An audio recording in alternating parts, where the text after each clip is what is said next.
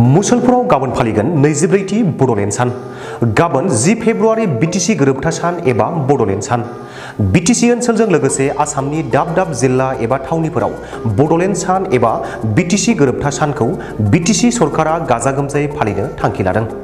बेबादिनो बाक्सानि सदर मुसलपुर खाथि बाथौफुरियावबो सानसेनि मेहेरगोनां बायदि हाबाफारिजों मुसलपुर ब्लक बिपिएफनि बानजायनायाव फालिनो लादों बड'लेण्ड सान एबा बिटिसि गोरोबथा सान।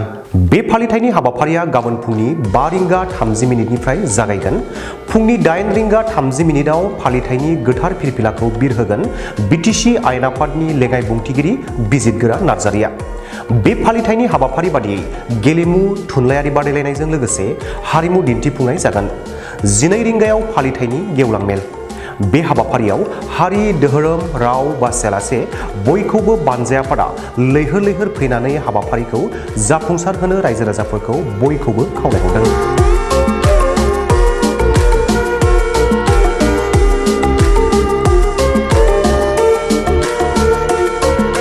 बिटिसिनि एकर्डे जोङो मुसलपुर जिल्ला बिपिएफ कमिटि हिसाबै गाजा गोमजायै खुंनो आखायाव लादों आरो गाबोन फुंनि 5:30 लोगो लोगो जोङो मा होनोमोनलाय बे माराथन रेसखौ जोङो आरम्भ खालामगोन आरो बिनि उनावनो जोङो बिभिन्न' इभेन्ट्सआव बिभिन्न' इभेन्ट्सआव खेला जागोन गेलेगोन आरो बिनिफ्राय जोङो 8 बाजियाव उपेन्द्रनाथ ब्रह्मनि माबायाव बिबार माला बावनानै जों बरायगोन आरो लोगोसे गते मार्टियार्सफोरखौ जोङो बै दिनखालि जोङो बिथांमोननि सन्माननि थाखाय जों बिथांमोननो जों बावगोन। बेबायदिनो जों माखासे हाबाफारि लादों आरो बिनि अनगायैबो जोङो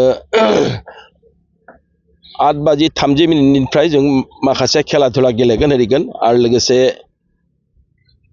8:30 जोङो 30 मिनिट मोनना फ्लेग हइस्ट खालामगोन। बे जाबाय नेशनेल फ्लेग आरो बेखौ हइस्ट खालामगोन जोंनिया सोरमोनलाय बिजितगोरा नार्जारि। बिथाङा जाहैबाय बिटिसिनि डेपुटि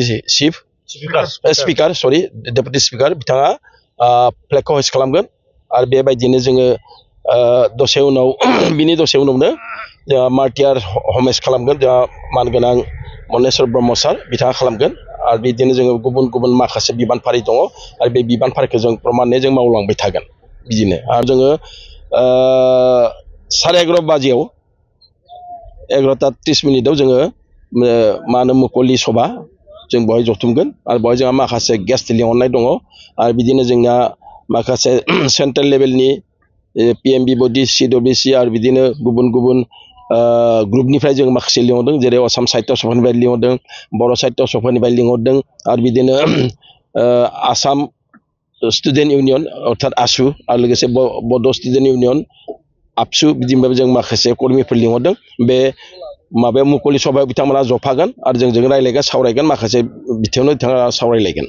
बिदिनो जों माखासे गिदिर गिदिर प्रग्राम आखायाव लादों आरो बेबायदिनो जोङो 10 तारिखनि प्रग्रामखौ मोनाजासे जोङो सम्पुर्ण भाबै माखासे प्रग्रामखौ लानानै जोङो फालिनो आखायाव लानाय जादों। रायजो राजाखौ मा खावलायनो सानो?